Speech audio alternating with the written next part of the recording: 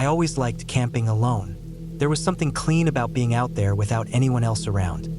No talking, no schedules, no pressure to make plans or entertain. Just me, the trees, and the quiet. I'd done it more than a dozen times over the years in different places around the country. State parks, national forests, even a few backcountry spots off old Forest Service roads that probably hadn't seen a truck in years. This trip was supposed to be like those others. I'd set aside a week off work, cleared my schedule, and picked a national forest in the northern part of the state. It wasn't a tourist hotspot or one of those places you see on hiking blogs. It was mostly used by hunters, from what I could gather, and the odd survivalist crowd. That appealed to me. I didn't want crowds or the sound of someone else's Bluetooth speaker crackling through the trees at night. I just wanted the quiet. I studied satellite maps for a couple of days before I went. There were rough service roads cutting through the forest, most of them narrow and steep, likely washed out in parts. I found a clearing about 9 miles from the closest paved road. It was near a creek and surrounded by dense pines and spruces, the kind of trees that seem to block out everything, even daylight when they're thick enough. It looked like a good spot, remote, flat, with enough cover to stay hidden from anyone passing by. Getting there was a slow process.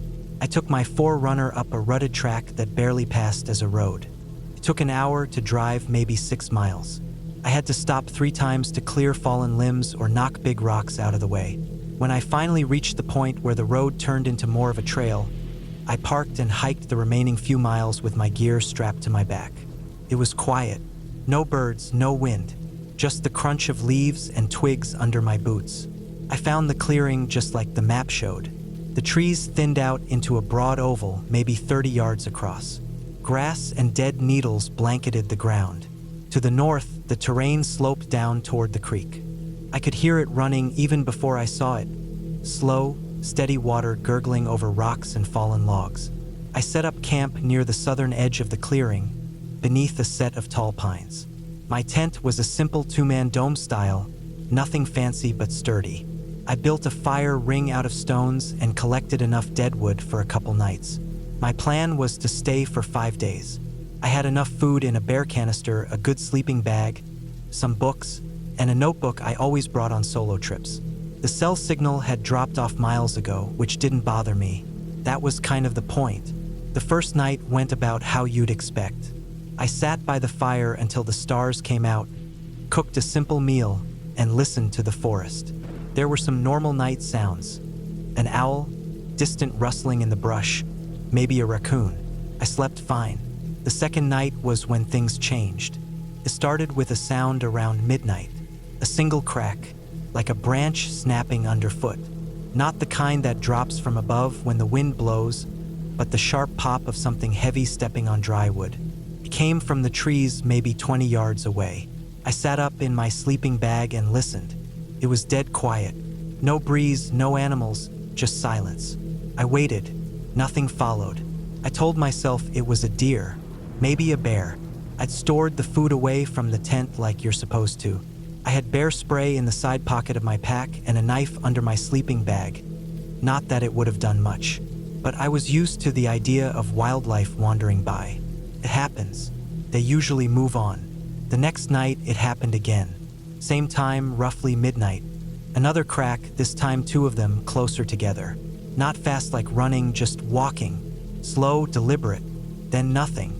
I held my breath in the dark and stared at the ceiling of the tent. No sounds after that. Just silence again. I stayed up for an hour, waiting to hear more, but it didn't come back. The next morning, I checked the perimeter of my camp. I didn't find anything. No prints, no broken limbs, no scratch marks or signs of disturbance. I looked near the food canister, the fire ring, even along the trail back to the creek. Nothing. I chalked it up to animals again. The 4th night is when I started to feel real fear. I was asleep when I woke up suddenly, not because of a noise, but because of a feeling. That creeping sense you get when something's wrong, even before you know what it is.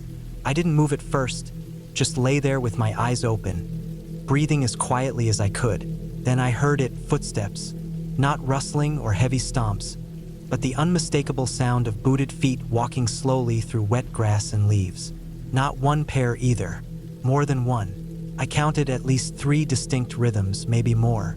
They were close, 15 feet from my tent, moving around.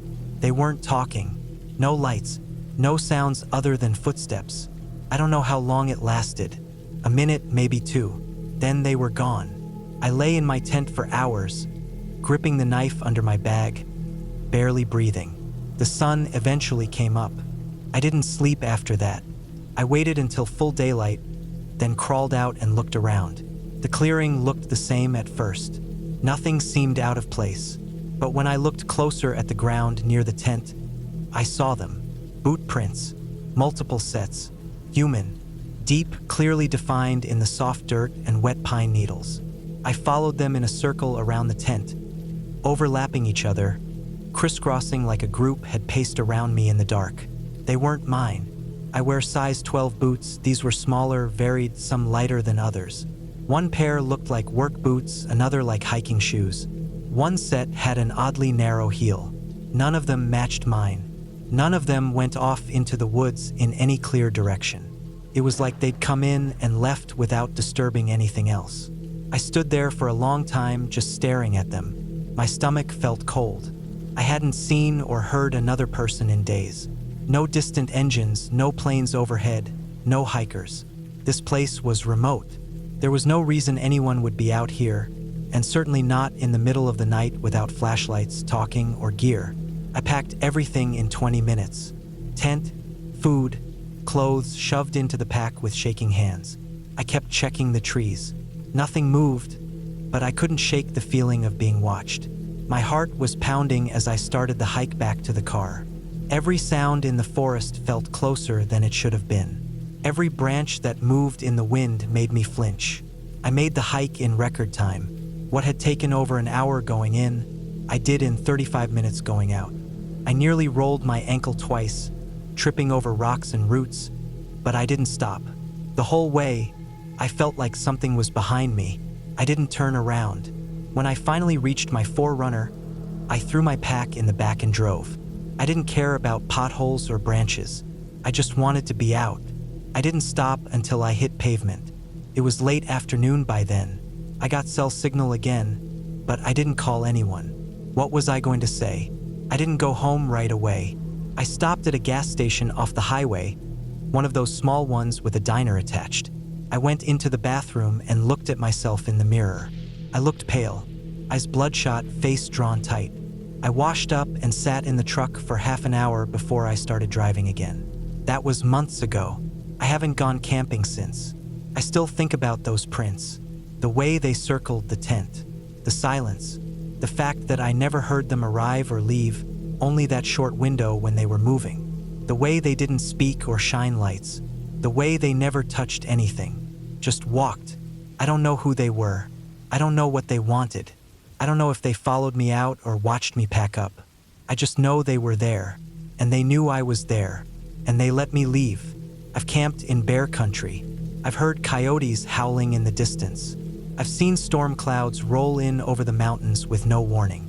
None of that scared me like those boot prints. People always ask why I don't go solo anymore. I tell them I just got tired of it, that I'm getting older, that it's more fun with company. I never mention the national forest. I never mention the footprints or the nights with no sleep. I don't talk about the silence outside my tent or the cold feeling that comes when something walks close to you in the dark. But sometimes, when I wake up at night and everything is quiet, I still hear that single crack, like a branch breaking underfoot, and I lie there holding my breath, waiting for the sound to come again.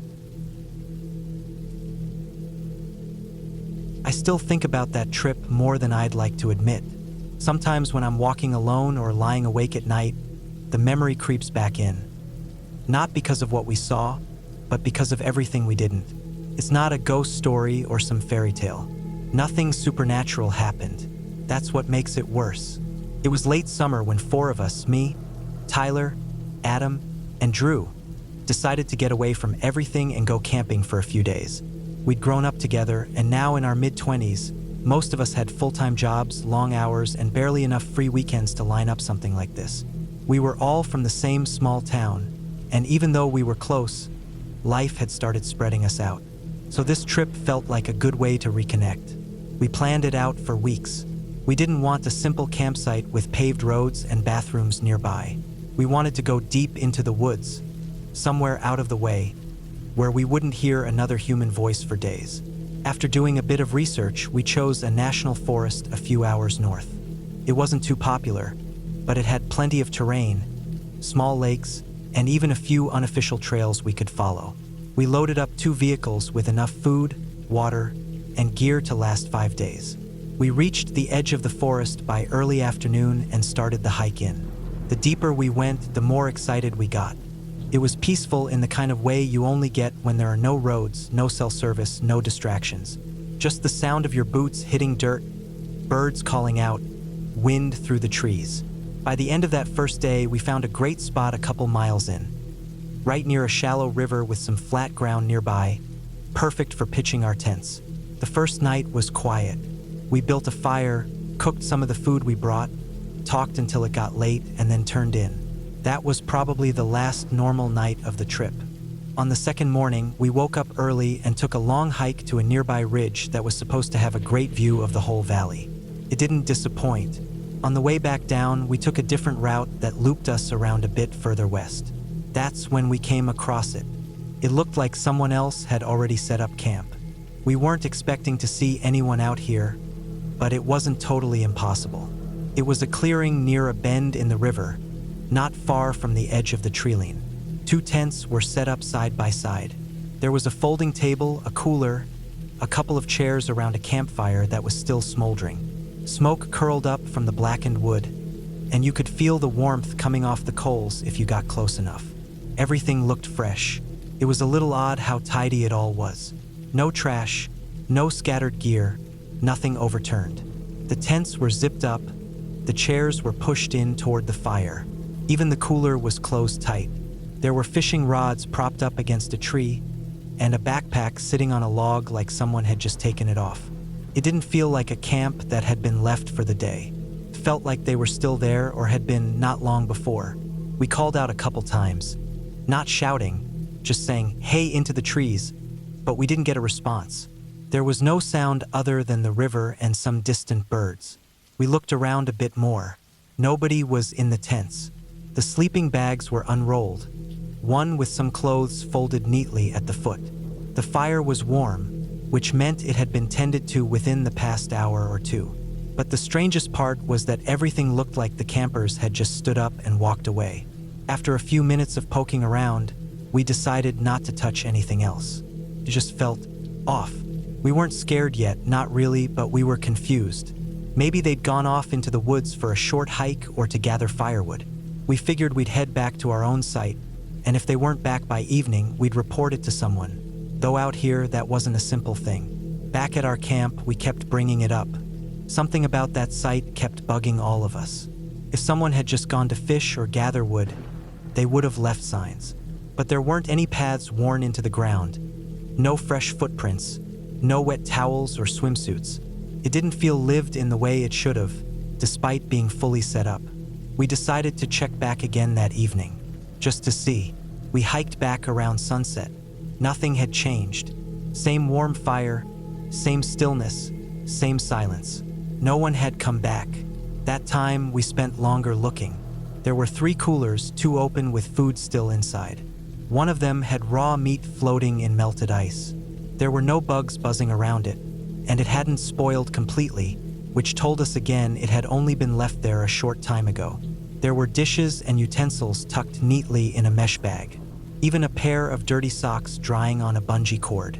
But still, no sign of anyone. That night was hard to sleep through. We all kept tossing around, and more than once, I heard one of the others unzip their tent and just listen. The forest was too quiet. No animals moving around. No breeze. Just the kind of silence that starts to wear on your nerves after a while. The next morning, we agreed to pack up and hike out early. Something wasn't right. We hadn't heard or seen a single person, even though we were looking at a full camp left behind like someone would be back any minute. The fire hadn't been touched, but it had gone out overnight. We left it just as we found it and made a GPS mark on our phones even though we didn't have signal. took us most of the day to get back to the vehicles. Once we had signal again, we called the ranger station for the park district and gave them the coordinates and everything we remembered. They didn't say much, just took down our names and contact info and said someone would follow up if needed. Couple weeks passed. I kept thinking we'd hear something, that someone would reach out and ask more questions. But we didn't, so I called them again. They had logged our report, and yes, they'd sent someone out to the site. But by the time they got there, just over 48 hours later, the camp was still there, but the fire was cold, and the gear was wet from a rainstorm. They'd found no sign of the campers. No IDs, no wallets, no car parked nearby. No reports of missing persons that matched the gear. Nothing. They packed up what they could and opened a file, but according to the ranger I spoke with, the whole thing got shelved after a few months. No leads, no names, just a camp left standing in the woods, with gear that looked bought within the year and no one to claim it. We still talk about it now and then, though not as often as you might think. None of us likes dwelling on it too long. You start going in circles. Were we being watched while we were there? Were the campers victims of something? Or did they just get lost? If they did, why did it seem like they left everything in perfect order? It wasn't a storm, because the weather had been clear. It wasn't animals, because there was no damage. It wasn't abandonment, because who leaves warm food and personal items behind like that? The real reason it's hard to forget is because it made us feel vulnerable in a place we thought we understood. We weren't new to camping. We'd all spent plenty of nights in the woods. But this was different. Not because something happened to us, but because of what we walked into. Because of the silence, and the way everything felt paused, like the moment just after a breath, waiting for the next sound that never comes. And deep down, I think we all knew the same thing. That whatever happened to those campers, it had nothing to do with nature or weather or getting lost. It was something human, something that left no mess, no answers, just quiet. We never went back.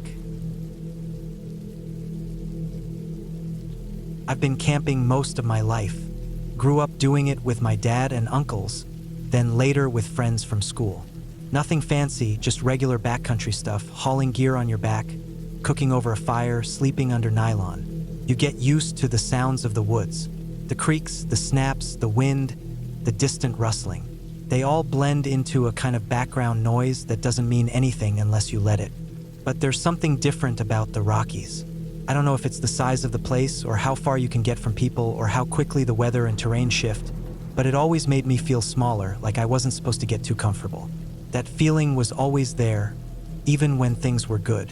And it was stronger on this trip than any I'd done before. There were 5 of us that year: me, Josh, Aaron, Will, and Nate. All of us were in our late 20s, all friends from college or guys who had met through work. We were still young enough to handle rough hikes, but old enough to appreciate not being hung over in a tent. We planned out a 4-day trip in the Rockies that started with a steady uphill climb into a basin where we'd base camp near a lake, then spend the remaining days doing day hikes from there. We parked at the trailhead and set out mid-morning. The hike-in was long, about 10 miles, mostly uphill, but nothing we couldn't handle. The path narrowed in some places, dipped through forested patches, and opened back up again with stunning views. The further we got, the less we saw of people. Maybe past 2 hikers the whole day, both going in the opposite direction, both with quiet nods and tired looks. We reached the basin late afternoon. It was the kind of place that makes you stop and just look around.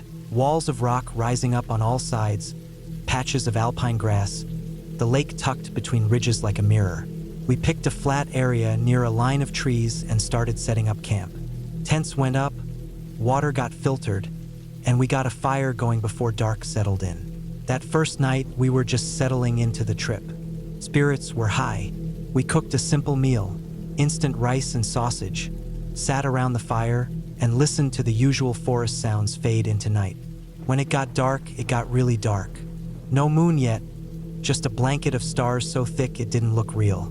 Sometime that night, we heard it, the howling. It was distant, barely audible over the soft wind that came off the lake.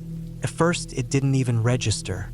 We just sort of paused, ears tilted, unsure if it was wind or coyotes or something else. Then we heard it again, clearer. It sounded like a wolf. Now, wolves do exist in parts of the Rockies. We knew that, None of us were new to these woods, and even though they're rare to spot and even rarer to hear, it wasn't impossible. So we didn't panic. We just noted it, quieted down, listened again. The howling went on and off for maybe 20 minutes. It always seemed to come from the same direction, somewhere off behind the ridgeline to the west. It wasn't constant, just occasional, but loud enough to echo in strange ways. Times it sounded like more than one. Other times it dropped off entirely. Eventually it stopped altogether. The rest of the night passed without anything weird. We slept okay. The next morning, we did a small loop hike around the basin.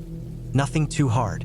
Took pictures, climbed some rocks, checked out an old fire lookout that had mostly rotted away.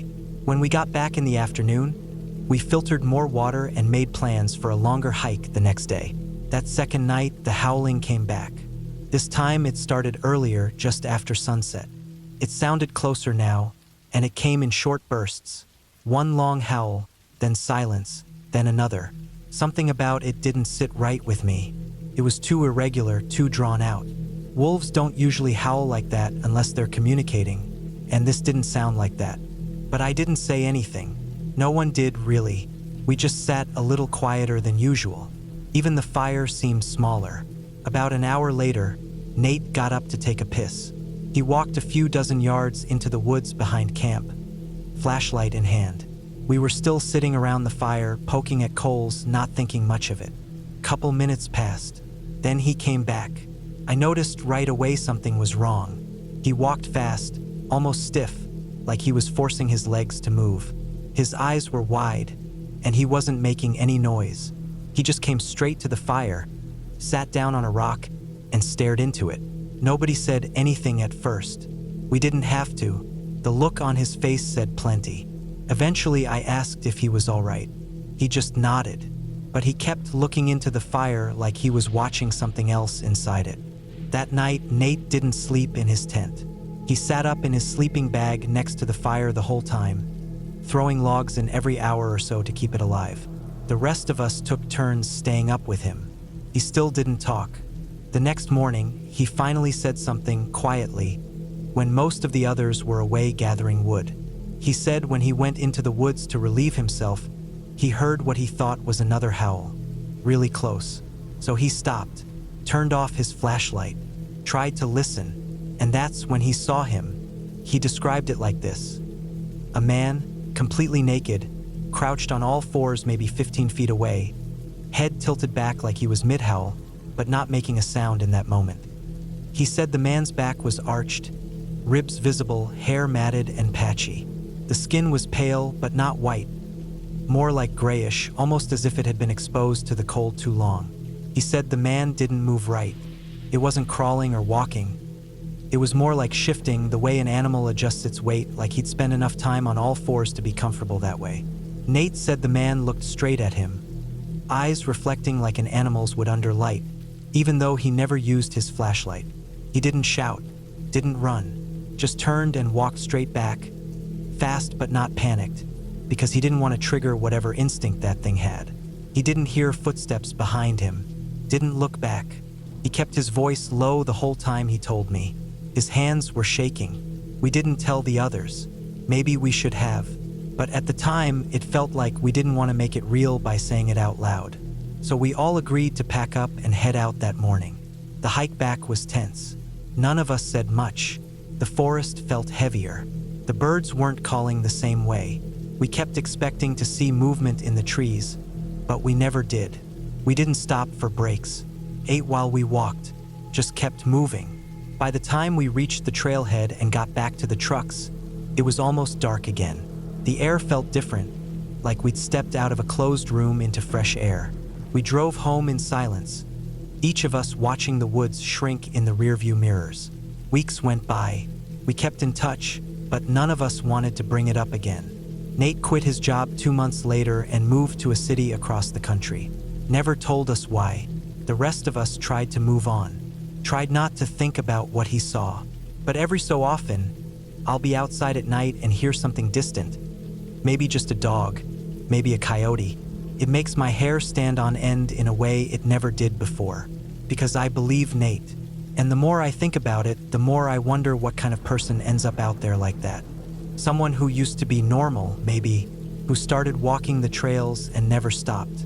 Someone who didn't want to come back, or couldn't. I haven't been camping since. I've done a lot of solo hikes over the years. It's something I picked up in my early 30s, around the time when most people I knew were settling down and having kids.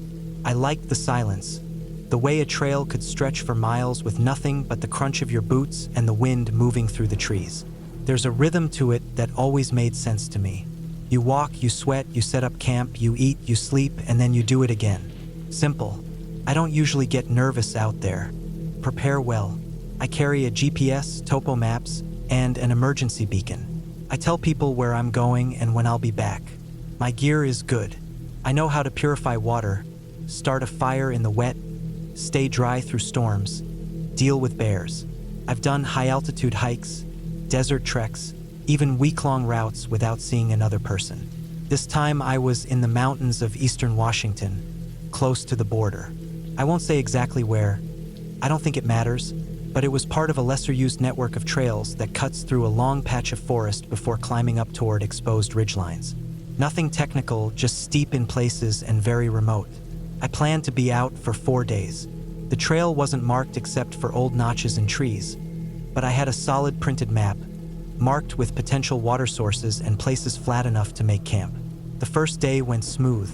Started late morning, hiked in around 10 miles, stopped where a narrow stream crossed the trail and camped just upslope from it. No problems. Saw a few deer, no people. Weather was clear. It dropped cold that night, but I had the right bag for it. The second day I pushed deeper. The trail dipped through a section of dense pine, then curved around an old rock slide where the footing was tricky. I took a slow lunge on a stump under a big cedar. I remember that clearly. It was quiet, the kind of quiet that presses in on you. The woods were thick in every direction, and the light barely made it through the branches. Still, nothing out of place. I didn't see the flashlight until evening. I'd made camp in a small clearing maybe 20 yards off the trail. The slope there was gentle, the ground soft with pine needles, no rocks to speak of. I set up the tent, filtered water, cooked a dehydrated meal, and sat near a tiny fire, just enough to boil water and keep some warmth. As the sun dropped, I walked out a short distance from camp to brush my teeth and get a better view of the sky. That's when I noticed the light, off through the trees, maybe 150 feet out, moving slow. It was definitely a flashlight. Bright, white, steady. At first, I assumed it was another hiker, maybe someone looking for a flat place to camp. I turned toward it, trying to make out any movement or shape behind it, but the trees were too thick. I called out once. No response. The light paused, just hanging in the air like it was pointed toward me. I waited. It didn't move. I went back to camp and zipped up in the tent, figuring whoever it was would pass through. An hour later, the light was still out there. I could see it from inside the tent, through the mesh panel on the door. It wasn't moving fast, but it was still there, shifting slightly now and then, not approaching, not retreating, just hovering in that same section of woods. I got out and stood beside the tent, watching. I tried yelling again, louder this time. No answer. The light didn't blink or flicker. It just stayed fixed. That's when the first twist of real unease hit me. I'm not easily scared in the woods. If you've spent time out there, you learn to respect it without being jumpy. But this felt different. This wasn't someone lost or looking for help. Whoever was holding that flashlight was doing it deliberately, watching. I put out the fire completely and packed my bear canister away from the tent, just to have something to do. I kept checking the light every few minutes. Still there. I didn't sleep much. Every time I dozed off, I jolted awake expecting to see the beam closer. But it stayed out there in the dark, just on the edge of visibility. By morning, it was gone. I didn't waste time. I packed up fast, skipped breakfast, and hit the trail. My plan had been to continue on, loop around to a separate exit point, but I changed course. I decided to cut south toward a ranger station marked on the map about 15 miles away. It wasn't usually staffed, but it had a radio and a cabin. I'd rather sleep on a wooden floor than camp near someone who watches from the woods all night. For a few hours, everything felt normal again. I moved quickly, steady pace, stopped only to drink water. I didn't see the flashlight again. Nothing out of place. No tracks, no strange signs. But just past noon, I saw it again. I was halfway through a long stretch of dense forest where the trail narrowed. It was darker there, colder. I stopped for a quick break, just a few sips of water, and when I looked to my right, off through the trees, the light was there. Same bright white beam, still, watching. It hadn't been there a second earlier. This time I didn't call out. I didn't wait. I put the water bottle away and kept moving. Fast. Not quite a run, but close. My legs burned on the uphill. Every 30 seconds I looked back, and every time I stopped, I saw the light again. Farther back, but always there. And when I stopped, it stopped. When I walked, it walked. Not directly behind, always off to the side. Parallel. I started cutting off trail, trying to break the pattern. That's not something you usually do out there. Too easy to get turned around, but I figured if I could loop back or take a ridge up, maybe I'd lose whoever it was. The terrain wasn't easy. Steep hillsides, loose rock, thick undergrowth. I tore up my arms pushing through brush. Still, the light kept pace. Sometimes I'd lose it for 5 minutes, think maybe I was finally alone, but then I'd see the faint beam again, just between trunks, steady and silent. By late afternoon, I was running. I'd given up on staying quiet or conserving energy. I just wanted out. My gear slammed against my back with every step. My legs were shaking, knees nearly buckling on the downhill parts. I don't remember stopping again. Just forward, always forward. It was nearly dark when I saw the roof of the station. It wasn't much. A single-room log building with a wraparound porch and a wooden door that stuck when you pulled it. But I'd never been so glad to see 4 walls. I ran straight to it, yanked the door open, and stepped inside. No one was there, but it didn't matter. I locked the door, shoved a heavy chair under the handle, and sat with my back against the far wall, staring through the single window. My chest heaved. My shirt clung to my skin. I kept waiting for that light to appear between the trees, but it didn't. I stayed in that station all night. I didn't sleep. I kept the light off, listened for footsteps, breathing, anything, but there was nothing, just the wind and the sound of my own pulse in my ears. The next morning, I hiked the remaining miles down to a service road where a ranger was doing trail maintenance. I didn't say much, just that I'd seen someone following me and felt unsafe. He nodded, said he'd take a look, and gave me a ride back to my car. That was 3 years ago. I haven't gone on a solo hike since. I still go out into the woods, but always with someone else now. I check over my shoulder more often. I sleep lighter in a tent. There's no mystery to it. No creature in the dark. No ghost with glowing eyes. Just a person with a flashlight in a part of the forest where people don't usually go. Someone who didn't want to talk. Someone who followed without ever getting close. Someone who made sure I saw him. And that's the part that still gets me. He wanted me to know. I still remember the exact moment I woke up that night, even though it's been years since it happened. I had gone camping with a friend, Mark, in a remote stretch of forest that neither of us had been to before. We'd chosen the spot because it was far off the beaten path, deep enough into the wilderness to feel truly isolated. No cell signal, no other people, just us and the sounds of the woods. The campsite was a small clearing surrounded by thick brush and tall pine trees. We'd set up our tents close to each other, pitched a small fire ring, and cooked a simple meal. The air was cool but not cold, a typical early fall evening. We had talked about hiking some nearby trails the next day, but for that night we just wanted to rest. I had fallen asleep relatively early, maybe around 9:30, but the night wasn't peaceful. At some point, something stirred me awake. I don't remember exactly what pulled me out of sleep, but it was something in the atmosphere. A tension, a sense that something was wrong. And then I heard it, a scream. It wasn't just a shout or a yell. It was a blood-curdling scream that pierced through the quiet of the forest. It was raw, desperate, and terrifying in a way that made my blood run cold. It came from the direction of the thick brush at the edge of the clearing, maybe a few hundred yards away. Mark woke up too. We both lay still for a moment, listening. The scream stopped suddenly and was followed by a heavy silence that pressed in on us. We couldn't hear anything else. No footsteps, no movement, nothing. Neither of us spoke.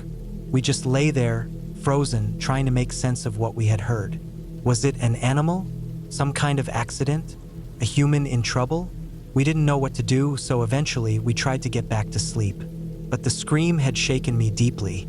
My heart was pounding, and every shadow seemed to move just a little more than usual. The next morning, after the sun rose and the birds started their songs, we decided to investigate. I felt like I had to know what had made that sound, even if it was something bad. The first thing we noticed was the ground near the edge of the clearing.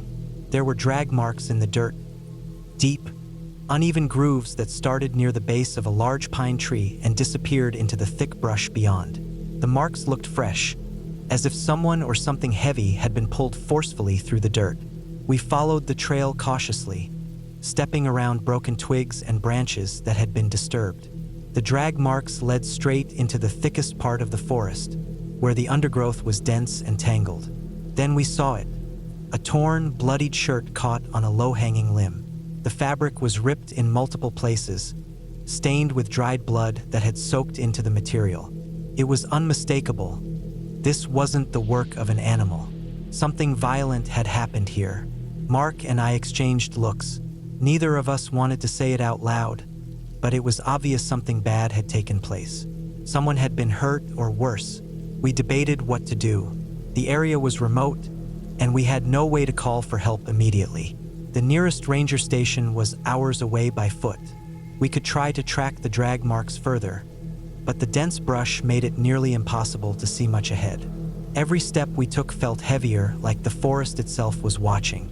Eventually, we decided to return to camp and prepare to leave. We packed quietly, our minds racing with questions and fears. Who had screamed? Were they still out there? Could they have been attacked by an animal or by another person? As we left the site, the weight of the unknown hung over us like a cloud. Neither of us slept well that night. We kept listening for noises, for any sign of movement, but the forest stayed silent. When we finally made it back to civilization and told the rangers what we found, they said they would send a search team. Weeks later, I heard that no missing person matching the description of the shirt or scream was ever reported in that area. The case remained open, a chilling mystery. I never went back to that part of the forest. The scream, the drag marks, and that bloodied shirt stayed with me. It was a reminder that sometimes the wilderness hides dark stories, real and terrible, that we might never fully understand. I never thought a simple camping trip would turn into one of the most unsettling experiences of my life. It was supposed to be just me and my friend Josh, out in the middle of nowhere for a couple of days to escape the noise of the city. We wanted silence, trees, and a break from the constant rush. We drove out early in the morning, heading deep into a remote area of forest that was part of a national wilderness preserve. No trails marked where we went, just rough dirt roads and eventually a point where the truck couldn't go any further. We lugged our packs into a small clearing that was just wide enough to set up 2 tents. The only sounds were the wind moving through the pine needles and the occasional chirp of a bird. It felt peaceful, exactly what we wanted. We spent the afternoon gathering firewood and setting up camp. Josh had brought a small stove for cooking, but we also made a fire in the fire ring we found. The sun was dropping low when we cooked our dinner, nothing fancy, just canned beans heated over the fire and some bread. The smell of smoke mixed with pine and damp earth settled around us. We didn't talk much after that, just sat near the fire for a bit, then headed to our tents early, both of us tired from the hike in. The night was quiet at first, the kind of quiet where you can hear your own breathing and every little snap of a twig. I remember lying in my sleeping bag, staring at the mesh of the tent ceiling and hearing the gentle crackle of the fire dying out. Then it happened. Suddenly, a scream shattered the stillness. It was a high-pitched, piercing scream that echoed through the trees like nothing I'd ever heard before. It was raw and full of fear, a sound that didn't belong in the peaceful woods. Josh and I both shot upright in our tents, hearts pounding. The scream faded quickly, but the silence that followed felt heavy, almost suffocating. Neither of us moved for a long moment. It was the kind of scream that stays with you, ringing in your ears and making your skin crawl. We lay there the rest of the night in uneasy silence, listening for any other sounds. Nothing came. No footsteps, no calls, nothing but the wind and distant rustling. When morning came, we packed up quickly. We agreed we had to find out what that scream was about. It didn't feel right to leave without knowing if someone was hurt or in danger. We started by walking toward the edge of the clearing, moving carefully through the underbrush. That's when we saw it, the drag marks in the dirt. They looked fresh, deep furrows gouged into the soft earth, leading away from the clearing and into the thickest part of the forest. The marks were uneven, as if something heavy had been dragged, and the disturbed ground told us it hadn't been long since whatever it was had been pulled that way. Branches were broken, leaves scattered, and the whole area looked like it had been disturbed violently. We followed the trail slowly, our footsteps cautious and quiet. The further we went, the darker and denser the brush became, twisting and turning, making it impossible to see far ahead. After about 50 yards, something caught my eye, a scrap of fabric hanging from a tree branch. I stepped closer and reached up. It was a shirt, torn in multiple places and soaked with dried blood. The color was faded, but the red stains were unmistakable. I swallowed hard, feeling the weight of what this meant. Josh and I exchanged a look that said more than words could. Whoever this shirt belonged to, they'd been in serious trouble. The scream from the night before suddenly made sense, and a cold dread settled in my stomach. We stood there for a while, unsure of what to do next. The forest seemed to close in around us, and the silence was heavy with unspoken fear. We decided to head back to camp and leave as soon as possible. Neither of us wanted to be alone out here with whatever had caused this. Back at the tents, the morning light made the place look almost peaceful again, but we knew better. We packed quickly and started our trek back to the truck, both of us looking over our shoulders every few minutes. On the way out, we kept talking about what might have happened. We wondered if someone had been attacked by an animal or if there was something more dangerous lurking in the forest. The bloodied shirt and drag marks didn't look like an accident or an animal attack. There was something about the way the ground was torn up that suggested a struggle. We reached the truck late that afternoon and drove to the nearest ranger station. We told the rangers everything, the scream, the drag marks, the shirt, and they took our report seriously. They promised to send a team to investigate, but the remote location and dense forest made searching difficult. Weeks later, I heard that no missing hikers had been reported in the area, and no one was found matching the description we had assumed. The forest kept its secrets. That trip stayed with me for a long time. Every time I think about it, the scream echoes in my mind, the drag marks haunt my vision, and the bloodied shirt hangs in my memory like a warning. Sometimes the wilderness is beautiful and peaceful, but other times it hides something far darker, something real and terrifying, and no one knows what it is. I went camping alone one weekend in early October, not long after the first frost of the season. The air was sharp in the mornings but warmed a little during the day, just enough to make you forget winter was creeping in. I needed the solitude. Life had been heavy, work stress, some family issues, and the usual pressure that builds up in your chest until it feels like you're dragging it everywhere like a bag of bricks. I'd always gone out into the woods to clear my head, ever since I was a teenager. This trip was supposed to be just that. A quiet weekend alone in the trees, away from people, away from noise. I picked a spot in a remote part of the state forest, somewhere I hadn't been before but had mapped out carefully ahead of time.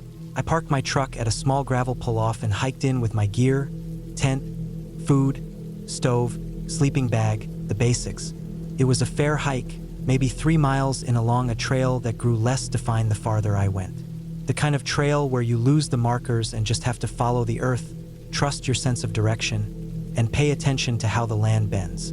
I set up camp in a small clearing a few hundred feet off the trail. There was an old fire ring already there, just some blackened stones in a circle, and a few logs arranged around it. It looked like someone had used the area before, but not recently. The ground was mostly dry, and there were plenty of fallen branches nearby. Felt like a good place to be alone. The first day was fine. I set everything up, gathered wood for the night, and cooked a small meal on the stove as the sun dropped behind the trees. There wasn't much wind, and the forest had that hollow, cold quiet that comes in autumn, when the birds are fewer and the insects are gone. I listened to the crackling fire and stared into it until my thoughts quieted down. I went to bed early.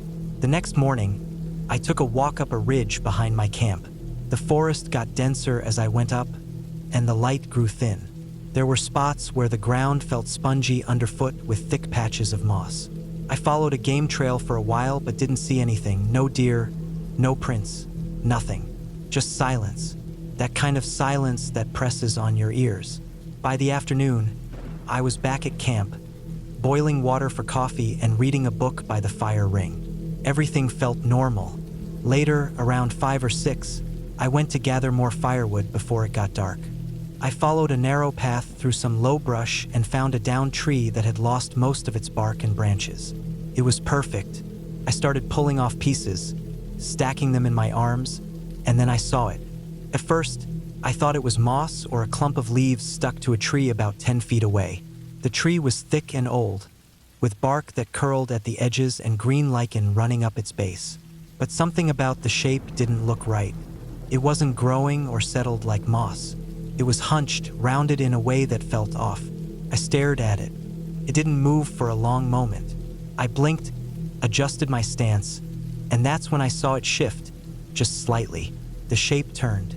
It was a person. Someone crouched down, pressed against the tree, wearing full camouflage gear.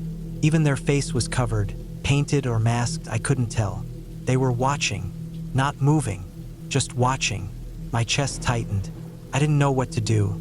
My first thought was that maybe it was a hunter, but no one should have been that close to a camp. And they weren't acting like a hunter. They weren't walking through the woods. They weren't carrying a rifle that I could see.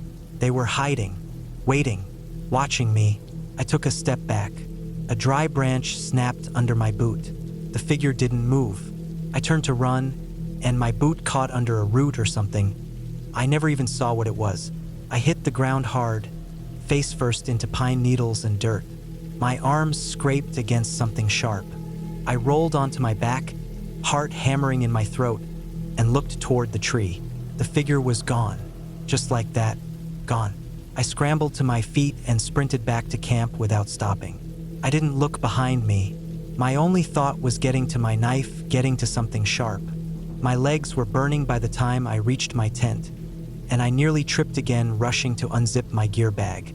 I grabbed the knife and held it in both hands, standing in the middle of the camp, turning in a slow circle, scanning the trees. But there was nothing, no sound, no movement. I stood like that for at least 10 minutes, just turning, scanning, listening. My hands were shaking. I didn't know what to do. Part of me wanted to pack up and leave, hike out even though the sun was going down and it'd be dark soon. Another part thought maybe I'd imagined it. Maybe it was a trick of the light or a shadow or an animal I mistook for a person. But I knew what I saw. Still, I couldn't bring myself to hike out at night. The path was too uneven, and if I got hurt or turned around, I'd be in even worse shape. I told myself I'd stay one more night, but I wouldn't sleep.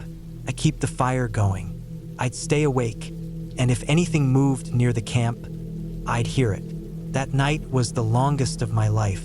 I sat up by the fire, adding wood every so often, knife never more than a foot from my hand. The forest stayed quiet. The wind picked up once or twice, and I kept imagining I heard footsteps, but it was just leaves or branches shifting. At one point, I heard what sounded like an owl way off in the distance, and I jumped so hard I spilled hot coffee on my leg. I didn't sleep, not a minute. By first light, I started packing. I didn't bother cooking breakfast or breaking things down neatly. I shoved everything into my pack, collapsed the tent in seconds, and headed back down the trail toward the truck. The whole time I felt like I was being watched. Every snap of a twig made me flinch. Every patch of movement in the corner of my eye turned my head. I got to the truck, loaded everything up fast, and drove out. You'd think that would be the end of it, that it would have been just a weird, one-off thing, a fluke. But a week later, I couldn't stop thinking about it. I kept checking over my shoulder in parking lots, looking out windows at night. I told myself maybe I should go back, just once, just to make sure I hadn't imagined the whole thing. Maybe I could look at the tree, see if there was any sign someone had been there. Maybe I could confirm something, put it to rest. I waited 2 weeks, then drove back. I didn't bring camping gear this time, just a flashlight, water, a knife, and my phone. I parked in the same spot and hiked in again during the early afternoon. The weather had turned colder. The forest looked thinner, the trees more bare. I found the clearing. Everything looked undisturbed. No signs of anyone, no gear, no trash, nothing. I followed the same path toward the tree where I'd seen the figure. I took my time, moving slowly, checking every shape, every shadow. And I found the tree. It looked just like before. Old, tall, thick base, the bark flaking off in curled ribbons. But there was something different now. About a foot off the ground, on the back side of the trunk, there were marks, scratches, deep ones, in the shape of boot treads. Someone had braced themselves there. I saw the outline of where a knee had pressed into the soft moss. Even a small clump of fabric thread, snagged on a jagged edge of bark. It hadn't been my imagination. I stood there for a long time, kneeling, staring at those marks, listening, and then I noticed something else. About 20 feet from the tree, hidden behind a line of bushes, was a narrow path, not the kind made by deer or animals, but a man-made one. It was subtle. You wouldn't see it unless you were looking for it, but it was there, pressed grass, bent twigs, flattened earth. Someone had walked through there regularly, maybe more than one person. I didn't follow it. I don't know why. Something told me not to. I turned back, walked fast to the clearing, then hiked out of those woods and didn't stop until I was in the truck with the doors locked. I reported it eventually. I didn't give a lot of detail, just told the ranger office there was an unmarked path near the clearing, signs of recent activity. They nodded, wrote it down, said they'd send someone to look. I don't know if they ever did. I never went back, not to that area, not even close. I still camp, but I stay in places with other people nearby, places with trail signs and clear boundaries. That trip changed something in me. I used to think the forest was the safest place to be, clean, natural, peaceful. Now I know better, because the scariest thing out there isn't a bear or a storm or getting lost. It's another person who doesn't want to be seen, someone who knows how to disappear between trees, someone who watches you without making a sound, and waits. I'd always camped alone. People found it strange, but to me, there was peace in being far away from everything. No noise except the wind, the trees, and maybe the sounds of birds or insects. I was 36 the last time I went. I'd done this kind of thing for years, and I was comfortable out in the woods. More comfortable there than in any city. This trip was supposed to be just a long weekend. I took a Friday off work and drove out Thursday night after packing everything. I picked a new spot this time, state land in northern Minnesota that wasn't marked out with designated camping areas. Just open wilderness. No bathrooms, no marked trails, nothing official. I'd found it on a map a few weeks before and looked over the satellite images. There was a long logging road that hadn't been used in years, maybe decades, leading deep into a forest near an old lake. It looked perfect, remote and untouched. I drove up until the gravel turned to grass and then parked the truck where the road ended.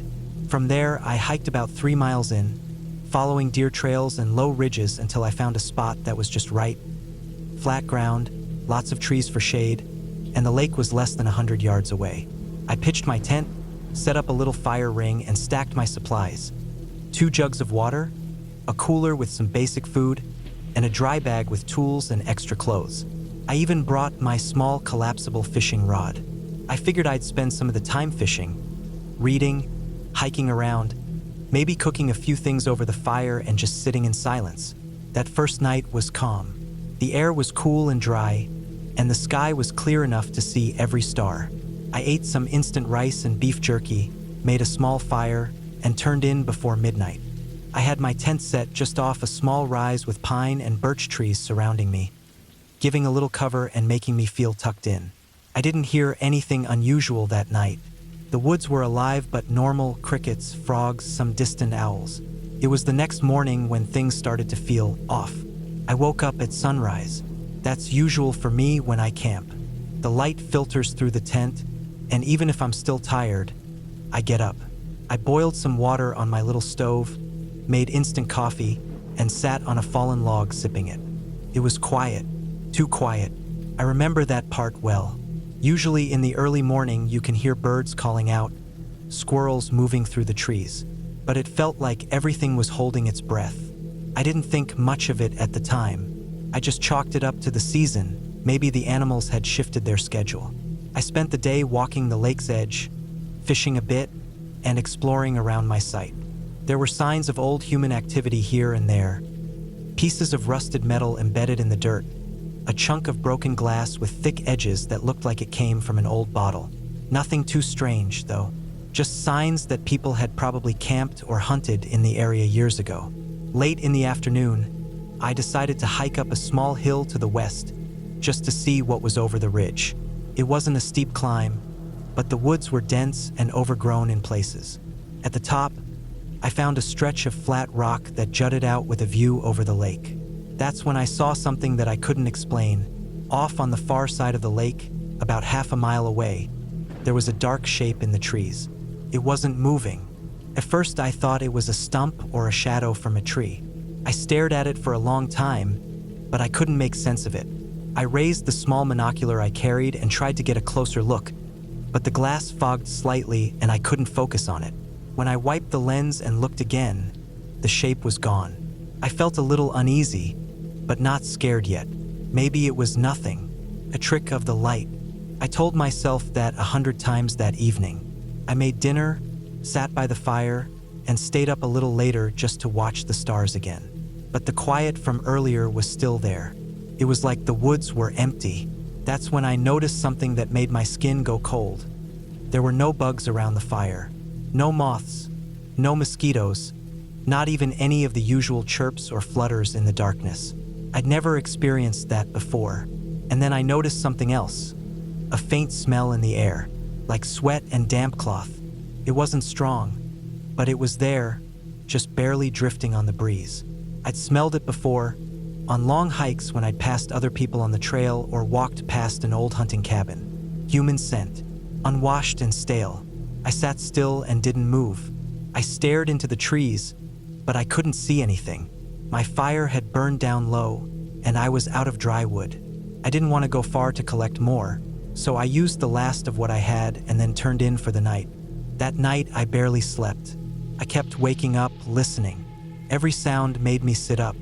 I didn't hear footsteps or voices, nothing clear, but a few times I thought I caught a faint rustle, like something soft brushing through the leaves. In the morning, the first thing I did was check around my campsite. Nothing was disturbed. My bag was zipped. My cooler was closed. I didn't see any tracks in the dirt, but the air still smelled faintly like sweat. I decided to stay one more night and then head out in the morning. I didn't want to overthink things, but I also didn't feel right anymore. The peace that I usually felt when I was out there was gone. Around noon, I went to collect firewood. I walked farther than usual, heading up toward the east side of the ridge, where a lot of downed trees were scattered from storms years back. As I was picking through a tangle of branches, I saw something on a nearby tree, a patch of green. First I thought it was moss, thick, dark green moss growing on the bark, but it didn't look quite right. It was too smooth, too patterned. I stepped closer. That's when the patch shifted. I froze. It was a person, someone in full camouflage, face covered, even hands gloved. They were crouched down against the trunk of the tree, completely still. They blended in so well that I almost missed them, but now that I saw the movement, I couldn't unsee it. They weren't looking at me. They were facing down toward my campsite, watching. I didn't know what to do. My body reacted before my mind could. I turned to run and immediately caught my boot on a root. I went down hard, scraping my arm on the dirt. It knocked the wind out of me, and for a second I just laid there, stunned. When I looked back, the tree was empty. The figure was gone. I didn't wait. I got up and sprinted back to camp. Every step felt like I was being watched. I packed up fast, just shoved everything into my pack without order. I left the fire pit cold and unburied. My hands were shaking. I didn't even eat. I just started hiking, but something was wrong. The trail I'd made on the way in wasn't clear anymore. I had used small markers, little knots in trees and stacked stones to mark my way, but some of the knots were gone. The stacks were knocked over. I still had my GPS, but it wasn't syncing. I moved through the woods as fast as I could, trying to remember landmarks. I was sweating hard, breathing too fast. Every time I turned my head, I expected to see that figure again. I made it back to the truck in less than 2 hours, but it felt like a full day. I threw my gear in the bed and didn't bother tying anything down. I started the engine and drove, bumping down that old road faster than I should have, until I hit gravel again. Only when I got back onto the highway did I feel safe enough to pull over. I sat there in the driver's seat, trying to calm my breathing. My hands were filthy, scraped up, and my shirt was torn on one sleeve. I looked around at the woods stretching out on both sides of the road. They looked the same as they always had, quiet, peaceful. But I knew someone had been out there. Someone had been watching me, maybe for more than a day. When I got home, I cleaned my gear and locked it up. I didn't tell anyone about what I saw, not at first. I kept thinking maybe I imagined it. Maybe it was just a hunter or a hiker who'd wandered too close. But the way they blended in, the way they crouched like that, motionless, it wasn't normal. A few months later, I found a forum online where people shared stories about weird experiences while camping. I posted a short version of what happened, and one guy messaged me privately. He said something simple: "You're lucky you saw him. Most people don't until it's too late." I haven't camped alone since. I still hike sometimes, but always in popular areas with other people around. I don't think I'll ever go back to that lake or anywhere that remote again, because I don't think it was just a hunter. I think it was someone who lives out there, someone who knows how to disappear, someone who waits. And I think that weekend he was deciding whether or not to come closer. We started the hike mid-morning, a few miles off a rural road that cut through the northern edge of the state forest. My friend Mason had been planning the trip for a couple of weeks, and I agreed mostly to get away from work and life in general. Neither of us were expert hikers, but we'd done enough backpacking together over the years to know how to manage an overnight trip out in the woods without getting lost or doing something dumb.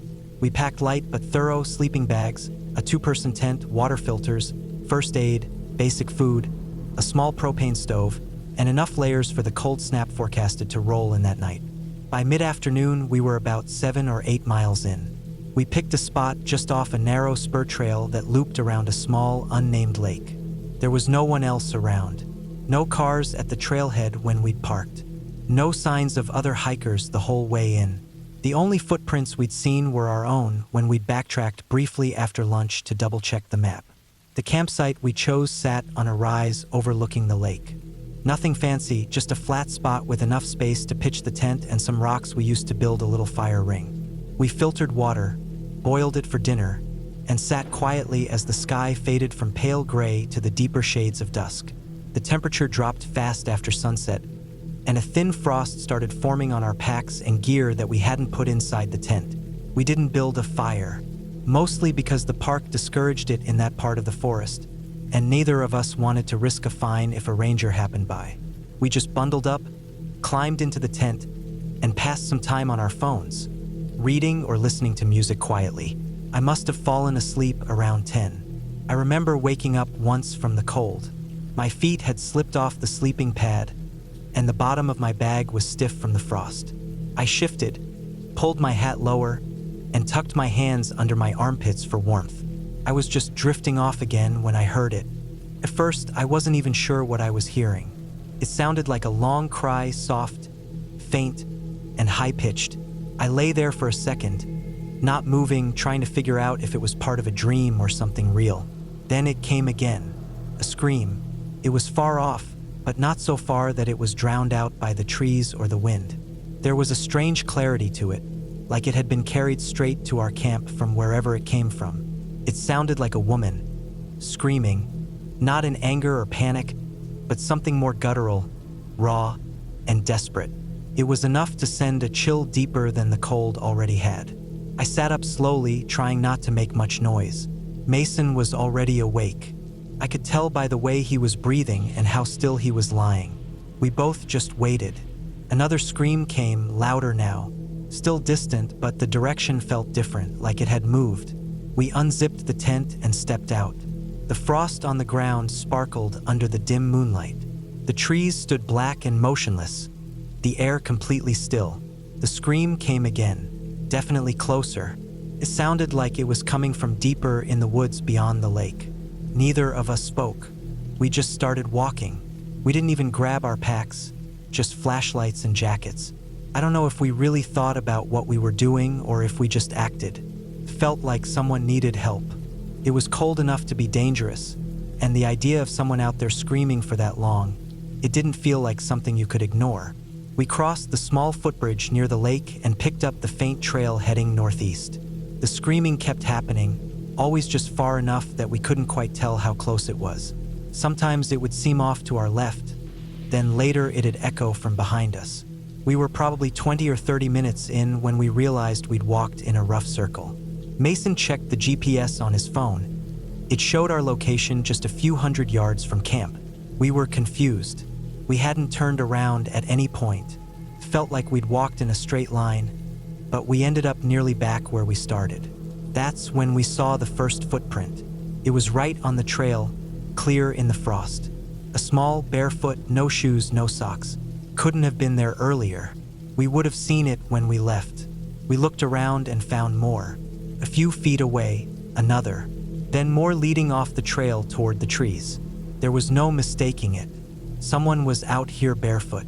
We followed the prints for a while. They weren't in a straight line. They weaved, sometimes overlapping with others, sometimes scattered in small groups. Some looked fresher than others. They led us around in loops and figure eights until we ended up near the same footbridge again. The whole time, the screaming kept going. Always distant, always moving. It was around 2 a.m. when we gave up. Our feet were numb, and we couldn't feel our fingers anymore.